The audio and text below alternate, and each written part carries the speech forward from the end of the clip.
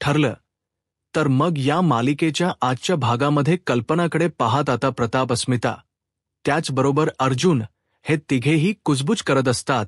कल्पना हे सगळं पाहते आणि लगेचच प्रतापवर ओरडते, अहो तुमचंच नुसती कुजबुज काय सुरू आहे, तुम्हाला कळत नाही का त्या अस्मिताच काय चाललंय मध्ये पाऊल नाही ठेवलं तर झाली लगेचच तुझी कटकट सुरू, असं म्हणून कल्पना आता अस्मितालाच बोलते. तर बाकी सगळे जण नाराज न होता तिच्यावर हसतात. आता अस्मितामुळे, कल्पनाने सायलीची बाजू घेतल्यामुळे सायली आणि विमल या दोघींनाही खूपच आनंद होतो. त्या दोघीही गालात हसतात. मग मुद्दाम होऊन आता अस्मिता विचारते, मम्मा काय सायलीला काहीतरी बोलले मी म्हणून तुला राग आला का लगेच? तेव्हा कल्पना म्हणते, अस्मिता तू या दिवसांमध्ये चांगलं वागत नाही ना, याचाच मला जास्त त्रास होतोय. अगं आता ना जरा तू शांतच बस, असं म्हणून ती आता लगेचच प्रतिमाला विचारते, काय प्रतिमा, अजून भाऊजी कसे नाही आलेत? त्यावरती प्रतिमा सांगते, माझं बोलणं झालं त्यांच्याबरोबर, ते थोड्या वेळात निघतायत. त्यानंतर अर्जुन म्हणतो, डॅड झालं का तोरण बनवून? तेव्हा प्रताप म्हणतो, हो रे बाळा झाले. मग आता आपण बाप पाला आणायला निघायचं का? असो अर्जुन विचारतो. प्रताप म्हणतो, अरे पण चैतन्य येतोय ना, तेव्हा तो आपल्याला मध्ये करेल ना जॉईन, असं अर्जुन म्हणतो. प्रताप म्हणतो, ठीक आहे, असं म्हणून दोघेही आता बाप्पाला आणण्यासाठी निघतात. मग जाता जाता प्रताप म्हणतो, कल्पना आम्ही बाप्पाला आणण्यासाठी निघतो, तोपर्यंत तुम्ही तयारी करून ठेवा. हा तर दुसरीकडे आता रविराज हा सुमनला म्हणतो, सुमन अगं 9 वाजून गेले जायचे ना आपल्याला सुभेदारांकडे? ती म्हणते, हो भाऊजी आपल्याला जायचंय की मोदक आणि एवढे पेढे बॉक्समध्ये भरते, आपण लगेचच निघूयात. रविराज विचारतो, पण तुझा नवरा कुठे आहे? तो उठला की नाही अजून? त्यावेळी सुमन म्हणते, हो कधीच ते उठले असतील, एव्हाना त्यांचं आवरून सुद्धा झालं असेल. रविराज लगेचच नागराजला आवाज देतो. नागराज तेथे आल्याबरोबर सर्वांना समजत की यांनी अजून आवरलेलं नाहीये. मग रविराज विचारतो, काय रे अजून आवरलं नाही का? दरवर्षी गणेश चतुर्थीच्या दिवशी आपण सुभेदारांकडे जातो, तुला माहित नाहीये का? आवर चल पटकन. मग नागराज म्हणतो, हो दादा यायचंय, मला यायचंय. अरे यायचंय, पण एक ना माझी मीटिंग आहे, ती मीटिंग आटोपल्यानंतर मी लगेचच येतो. तुझ्या पाठीमागे थोडाच वेळ मीटिंग आहे. तेव्हा रविराज म्हणतो, बर ठीक आहे बाबा. मग त्यावेळी सुमन विचारते, काय हो सणाच्या दिवशी आज कोण मीटिंग ठेवतं? सुमनच्या प्रश्नाचं काय उत्तर द्यावं हे मात्र नागराजला कळत नाही. तो म्हणतो, अगं काही काम अशी असतात, सण वगैरे पाहिले जात नाही. सुमन, बरं मी काय म्हणतो, तुम्ही निघा पुढे, तोपर्यंत मी आवरून आलोच की. तेव्हा रविराज म्हणतो, सुमन ठीक आहे, चल आपण दोघे जाऊयात पुढे, हा येईल मागून. तेव्हा सुमन मनात विचार करू लागते, बापरे आजच्या दिवशी यांची नक्की कुणाबरोबर मीटिंग असेल? तेव्हा तिला महिप्त आठवतो. पण आता रविराज म्हणतो, सुमन अगं चल ना, येऊयात आपण पटकन जाऊन. तेव्हा सुमन म्हणते, हो ठीक आहे हा भाऊजी, असं म्हणून ती रविराज बरोबर घर जायला निघते. इकडे आता घरातील सगळ्यांची लगबग सुरू असते. कल्पना विचारते, प्रतिमा अग नागराज आणि सुमन हे दोघे येणार आहेत ना? त्यावरती प्रतिमा म्हणते, हो अग कल्पना येणार आहेत. सगळेच जण आता वाट बघत असतात, कधी एकदा रविराज, सुमन, नागराज येतील, कारण आता बाप्पा सुद्धा लवकरात लवकर घरी येणार असतो. त्यावेळी आता अश्विनच लक्ष तर मात्र मोबाईलकडे असतं. तो कुणाकडेही बघत नसतो आणि कुणाकडेही लक्ष सुद्धा देत नसतो. त्याचवेळी तेथे सुमन आणि रविराज हे दोघेही येतात. आता सुमनला पाहताच लगेचच सायली पुढे येते आणि विचारते, सुमन काकू तुम्ही आलात, कशा आहात? तेव्हा सुमन म्हणते, मी अगदी ठणठणीत आहे बाळा, तू कशी आहेस? सायली म्हणते, मी सुद्धा एकदम ठीक. दोघीही एकमेकींच्या तब्येतीची विचारपूस करू लागतात. तेव्हा सुमन म्हणते की अजिबात दुसरी कोणती काळजी करायची नाही हा बाळा, कारण गणपती बाप्पा आहे ना, सगळं काही ठीक करेन. तेव्हा सायली म्हणते, हो काकू, आणि आता सगळं काही अगदी चांगलंच होणार आहे. तेव्हा अश्विनला मात्र आता राग येतो. तो त्या दोघींकडे इग्नोरच करतो. त्यानंतर कल्पना विचारते, ए सुमन, अगं नागराज भाऊजी नाही आले का? त्यावेळी सुमन काहीच बोलत नाही, एकदम बिचारी गप्प राहते. तर रविराज म्हणतो नाही, कारण त्याची कोणती तरी एखादी मीटिंग होती महत्वाची आणि ती झाल्यानंतर तो येणार आहे म्हणे. तसही वहिनी, मी त्याच्या कामामध्ये अजिबात लक्ष घालत नाही. तो कुठे जातो, काय काम करतो, हे त्याचं तोच बघतो. त्यावेळी सायली विचारते की काका तुमच्यासाठी कॉफी बनवू का? मग आता रविराज म्हणतो नको, आता मी ना डायरेक्ट तुझ्या हातचे मोदकच खाणार आहे. तेव्हा सगळे जण अगदी खुश होतात. तेव्हा सुमन ही मनातच काहीतरी विचार करत असते आणि सारखी प्रतिमाकडे बघते. प्रतिमाला आता डाऊट येतो की सुमनला काही बोलायचं तर नसेल ना माझ्याबरोबर.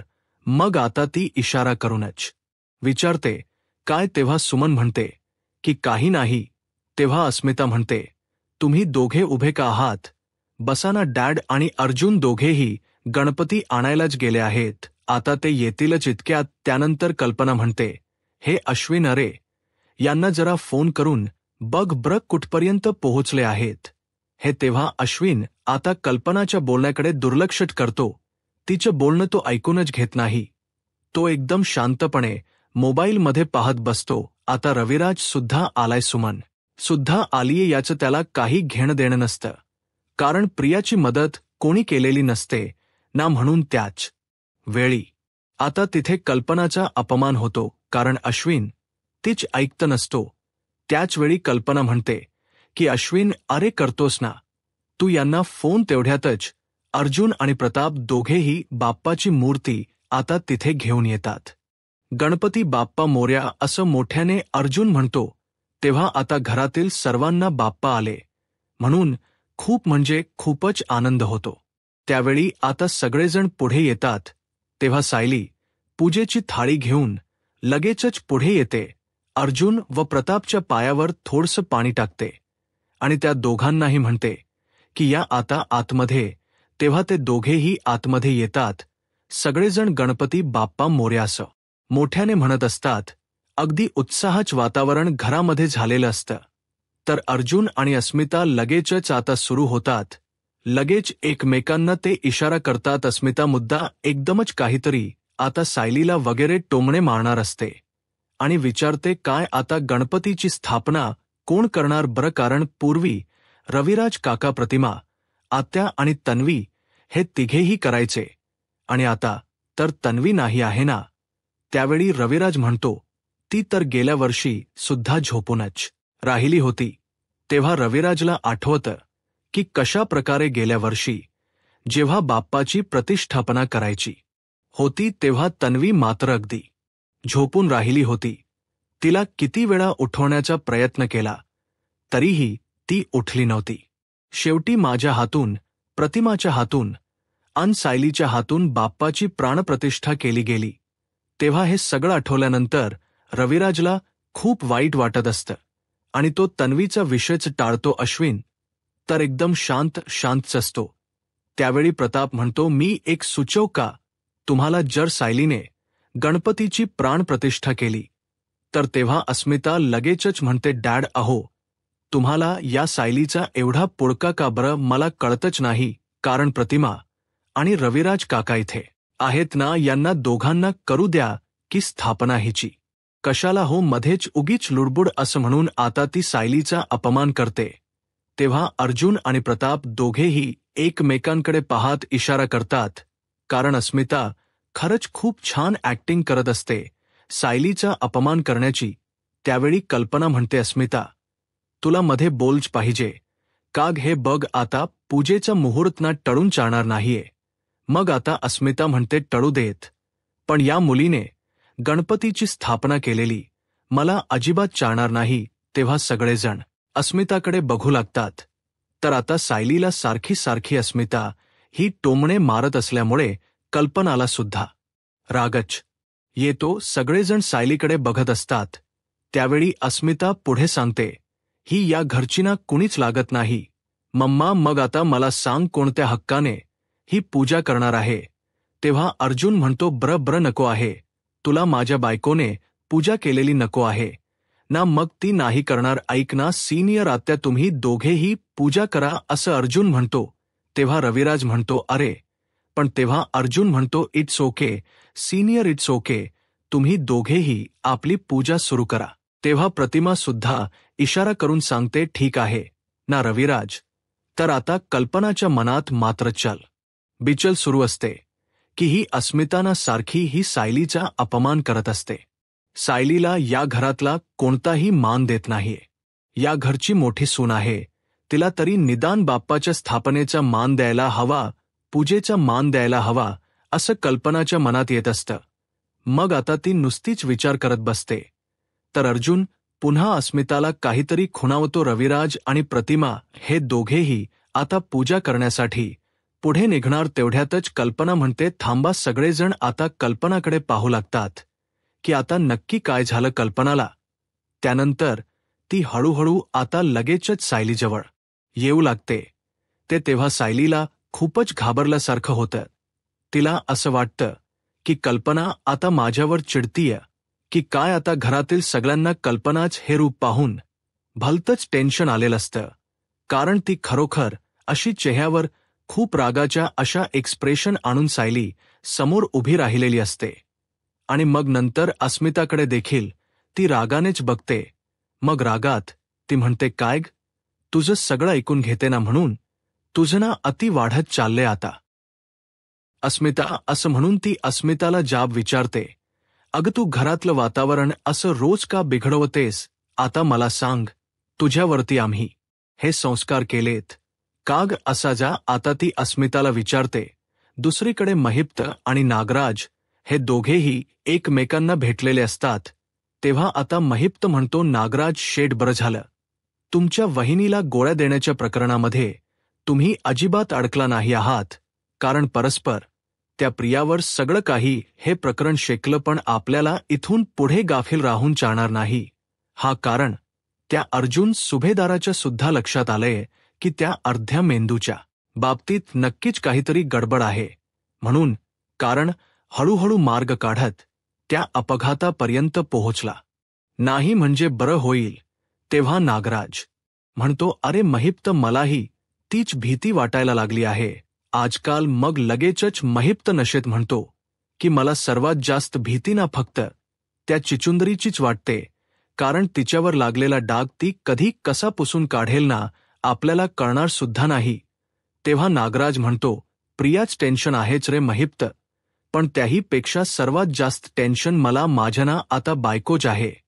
मग आता महिप्त विचारतो बायकोचं कसलं टेन्शन अहो, तुम्ही तर म्हणाले ना आपल्याला बोलताना वगैरे तिने काही पाहिलं नाही म्हणून. तेव्हा नागराज म्हणतो मलाही अगोदर तसंच वाटलं होतं, पण आता ना मला जरा संशय येतोय की तिने बघितलं तर नसेल ना आपल्याला. तेव्हा असं कशावरून वाटते तुम्हाला असं महिप्त विचारतो. तेव्हा काहीही कारण नसताना तिने तुझा विषय काढला रे महिप्त अचानक. पण आता मला सांग, तुझा विषय का निघणार घरामध्ये. तिने जर आपल्याला बघितलं नसतं तर हा विषयच निघाला नसता. इकडे कल्पनाच्या तळपायाची आगच मस्तकात गेलेली असते. रागातच ती अस्मिताला खूप तडातडा बोलते आणि सायलीला विचारते काय ग तूत. अस्मिताला एक अक्कल नाही, पण तुला हे अजिबात कळत नाही का. तेव्हा प्रताप विचारतो कल्पना अगं काय करती, अगं जरा थांब तरी, अगोदर पूजा होऊ दे आणि निवांतपणे बोलूयात ना आपण. तेव्हा कल्पना पुन्हा चिडूनच म्हणते तुम्ही जरा थांबा हो. असं म्हणून ती रागाच्या भरातच सायलीचा हात आता जोरात पकडते आणि तिला अशी रागातच दुसरीकडे जरा घेऊन जाते आणि पुन्हा सर्वांसमोर आणून उभी करते. घरातील सगळेजण कल्पनाला आता थांब थांब असं म्हणत असतात, पण कल्पनाचा राग यावेळी खूप अनावर झालेला असतो. तिला अस्मिताच्या बोलण्याचा खूप राग आलेला असतो. तेव्हा आता धक्क्यानेच सगळेजण कल्पनाकडे आणि सायलीकडे पाहू लागतात. अचानक एका क्षणात कल्पनाला झालं तरी काय हे कुणालाच कळत नसतं. सर्वांना आता सायलीची खूप काळजी वाटत असते. तर सायली बिचारी सुद्धा अगदी रडकुंडीला येते. मग कल्पनाला अजूनच सायलीचा राग येतो आणि ती विचारते काय हे सगळे मला थांबवण्याचा प्रयत्न करत होते, पण तुझं तोंड बंद, ते बंदच. अगं आपल्या घरावरती कुणाची वाईट नजर पडली ना तरीही तू अगदी वाघीण होतेस. मग जेव्हा तुला त्रास होतो तेव्हा तू मुख गिळून अशी गप्प का राहतेस असा जाब आता ती सायलीला विचारते. मग सगळेजण कल्पनाकडे आता बघू लागतात. दुसरीकडे महिप्त म्हणतो, नागराज शेठ, जर तुमच्या बायकोच तुमच्यावर लक्ष असेल तर तुम्हाला अजिबात आता गाफील राहून चालणार नाहीये. कारण नागराज शेठ बायकोच्या मनामध्ये एक जरी संशयाची बी पडली तर त्याचं असं भलं मोठं झाड व्हायला अजिबात टाईम लागत नाही. मग आता नागराज म्हणतो, महिप्त, तू असं काही बोललास ना रे, तर मग मला असं वाटतं की त्या अर्जुन सुभेदारापेक्षा माझी बायकोच डेंजर आहे की काय. तेव्हा आता महिप्त म्हणतो, हे बघ, आता नाही परंतु भविष्यात नक्कीच होऊ शकते. त्यामुळे नागराज शेठ कान नाक घसा सगळं काही उघडे ठेवा, समजलं का. बायकोला अजिबात हलक्यात घेऊ नका, अगदी 113%. कारण जमाना वयाचा आहे नागराज शेठ. तर इकडे आता वातावरण एकदम गंभीर असतं. बाप्पा आलेले असतात परंतु अजून पूजाही करायची राहिलेली असते. तर कल्पनाने वेगळाच विषय इथे उकरून काढलेला असतो. रविराज म्हणतो की वहिनी, तुम्हीच अशा बोलायला लागल्या, वागायला लागल्या तर मग काय करायचं. मग आता कल्पना म्हणते का तुम्ही असं वागू नका, कारण तुम्ही जे वागताय ना ते तुमच्या स्वभावात नाही. तू एवढंच तर मला बोलू शकतेस ना. हो आई, तुमच्या या रागाचा ना मला खूप त्रास होतोय, त्यामुळे तुम्ही प्लीज असं बोलू नका. हे तरी निदान बोलू शकतेस ना. असं म्हणून आता कल्पना खूप रडू लागते. तर सायलीच्या डोळ्यात सुद्धा पाणी येतं. मग कल्पना पुढे म्हणते, ऐक ना सायली, तू माझं सगळं बोलणं सहन करतेस आणि एवढी सहनशक्ती नक्की कुठून आणतेस तू. आता सायलीबद्दल कल्पनाला खूप म्हणजे खूप वाईट वाटत असतं. सायलीच्या डोळ्यातील ते पाणी अजिबात तिला बघवत नसतं. अगं गेले 4 दिवस बघतीये मी हे तुझे सासरे तुझ्या अगदी रागराग करतात, तरीही तू मात्र अगदी गप्पच राहतीयस. आणि हे अस्मिता, तुला वाटेल तसं बोलतीये पण तूने नेहमीच आपली गप्प राहतीयस. कशासाठी सायली, का राहतीयस गप्प. अगं का सायली, का असा जाब आता कल्पना तिला विचारू लागते. तरीही सायली आता काहीच बोलत नसते. तरीही ती एकदम शांत असते आणि फक्त रडत असते. मग आता कल्पना म्हणते, अगं तू या घरची ना मोठी सून आहेस आणि जर का कोणी चुकत असेल ना तर त्यांची चूक त्यांना दाखवून देण्याचा हक्क आहे तुला. पण तरीही तू अगदी मान खाली घालूनच राहतेस. तेव्हा आता प्रतापला, रविराजला, सगळ्यांनाच खूप आनंद होतो कीच्या बाबतीत खरंच कल्पनाला आता वाईट वाटते. अग अस्मिता अजूनच आगीत तेल ओतण्याचं काम करते आणि म्हणते, मम्मा, अगं सायलीच्या बाबतीत तुला एवढं वाईट का वाटतं. मी सायलीला एवढंच म्हणाली की तू पूजा असं म्हटल्याबरोबरच आता कल्पना पुढे तिला बोलू देत नाही. ती म्हणते, हे बघ अस्मिता, तू ना यापुढे एक शब्द देखील बोलू नकोस. मी बघतेच ना आता सायलीला गणपतीची प्रतिष्ठापना करण्यापासून कोण अडवत्य ते असं म्हणून पूजेचा मान आता कल्पना सायलीला मिळवून देणार असते. तेव्हा घरातील सगळ्यांनाच खूप म्हणजे खूप आनंद होतो की कल्पनाने सायलीची साईड घेतली. तिची बाजू घेऊन तिला आता मान मिळवून देणार. तर अश्विनला मात्र जबरदस्त असा धक्काच बसतो. त्यानंतर कल्पना ही आता पूजेची थाळी घेऊन तेथे येते आणि सायलीला म्हणते, अगं मोठी माणसं सुद्धा चुकतात सायली. अगं माझ्या रागावर अजिबात ताबा नव्हता आणि तुझे गुण दिसत असून सुद्धा मी अगदी गप्पच राहिले. तेव्हा अर्जुन आणि प्रताप एकमेकांकडे पाहून आता हसत असतात, कारण त्यांनाही तेवढाच आनंद झालेला असतो की या सासूसना अखेर एकत्र आल्याच. मग कल्पना अगदी रडतच म्हणते, अगं या घराला लागलेली कीड तू दूर केलीस. तेव्हा तन्वीला आता कीड असं म्हटल्यामुळे प्रतिमा आणि रविराजला वाईट वाटतं, पण अश्विन रागातच कल्पनाकडे बघतो. मग पुढे आता कल्पना म्हणते, हे बघ, सुभेदारांच्या गणपती बसवणं हे माझी सून म्हणून नाही तर माझी लेक म्हणून फक्त आणि फक्त तुझा हक्क आहे सायली. असा मान ती सायलीला मिळवून देते. आणि आजपर्यंत या दोघींमध्ये जेवढे काही मतभेद होते ते एका क्षणातच आता संपून गेलेले असतात. तर आता हा मान कल्पनाने दिल्यामुळे सायलीला खूपच आनंद होतो आणि ती अगदी प्रेमानेच कल्पनाकडे बघते. आता सायलीला विश्वासच बसत नसतो की हे कल्पना करतीये म्हणून. तिचं ते स्वप्न आता पूर्ण झालेलं असतं आणि अस्मिताला देखील तेवढाच आनंद होतो की गेल्या 4 दिवसापासून आपण जे प्रयत्न करतोय त्या प्रयत्नांना फायनली यश आलं. मग आता सायली आनंदाच्या भरातच म्हणते, आई हे ऐकण्यासाठी माझे कान किती दिवस आसुसले होते, पण मला माहीत होतं तुमचं प्रेम हे असं फार दिवस लपून नाही राहणार. या दोघींना असं इमोशनल झालेलं पाहून सगळेजण अगदी इमोशनलच होतात आणि सायली व कल्पनाकडे बघतात, कारण अर्जुनला तर खूप आनंद झालेला असतो सायलीची आत्तापर्यंतची जी घुसमट होत असते की कल्पना माझ्याबरोबर व्यवस्थित बोलत नाहीये. सर्व कल्पनाकडून अबोला आता संपलेला असतो आणि अर्जुननेच त्यासाठी खूप प्रयत्न केलेले असतात. त्याने शब्दच दिलेला असतो की तुझ्यामधला मम्मामधला दुरावा मी लवकरात लवकर संपवून टाकेन आणि त्याने तसं करून दाखवलेलं असतं आणि म्हणूनच त्याला खूप आनंद होतो. त्यानंतर कल्पना आता म्हणते, काय ग हे सगळं तू फक्त दुरूनच बोलणार आहेस ना, आईला मिठी पण नाही मारणार असं जेव्हा रडतच कल्पना तिला विचारते तेव्हा सायलीचा हुंदका अजूनच दाटून येतो. ती खूप रडू लागते, पण ते आनंदाश्रू असतात आणि लगेचच कल्पनाच्या ती कुशीत शिरते, तिला मिठी मारते. अखेर दोघींमधील अबोला आता संपलेला असतो. घरात एकदम प्रसन्न असं वातावरण होतं. तेव्हा त्या दोघीही आता खूप खूप इमोशनल झालेले असतात. दोघींच्याही डोळ्यातून आनंदाश्रू येतात. घरातील सगळेजण कौतुकाने त्या दोघींकडे बघत असतात. एवढ्या दिवसांची प्रतीक्षा आज अखेरीस संपलेली असते, कारण कल्पना आणि सायली पुन्हा एकत्र आलेल्या असतात. तेव्हा मात्र अश्विन रागातच आता सायली आणि कल्पनाकडे बघत असतो. अर्जुनच्याही डोळ्यात आता पाणी येतं आणि तो ते पाणी पुसतो. तेव्हा सायली लगेचच आता कल्पनाचा गोड पापा घेते, तर कल्पना सुद्धा आपल्या लाडक्या लेकीप्रमाणे तिच्या गोड असा पापा घेते. दोघींनाही तेवढाच आनंद झालेला असतो आणि आज बाप्पा घरी आले म्हणून त्यातही एक आनंदाची भर पडलेली असते. हा घरातील सगळ्या सुभेदारांचा आनंद द्विगुणित झालेला असतो. तर आता मित्रांनो, पुढील भागामध्ये सायलीच्या हातून आता गणपतीची प्राणप्रतिष्ठा होते. त्याचबरोबर आरती सुद्धा सुरू होते. सगळेजण आनंदाने आरतीमध्ये सहभागी होतात.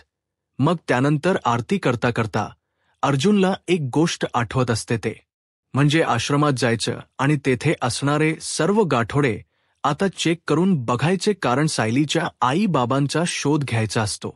मग आता ते ठरल्याप्रमाणे लगेचच अर्जुन आरती वगैरे आटोपून चैतन्य कुसुमला घेऊन आश्रमामध्ये जातो. तेथे सगळी गाठोडी असतात. खरं पण नेमकं सायली आणि प्रियाचं नसतं. अर्जुन म्हणतो, हे कसं शक्य आहे? त्याला वेगळाच काहीतरी डाऊट येतो, नेमकी 2च गाठोडी गायब का आहेत? मग तो त्या सत्याचा शोध घेण्याचा ठरवतो. यूट्यूब चॅनलला सबस्क्राईब करा आणि व्हिडिओ लाईक करा. धन्यवाद.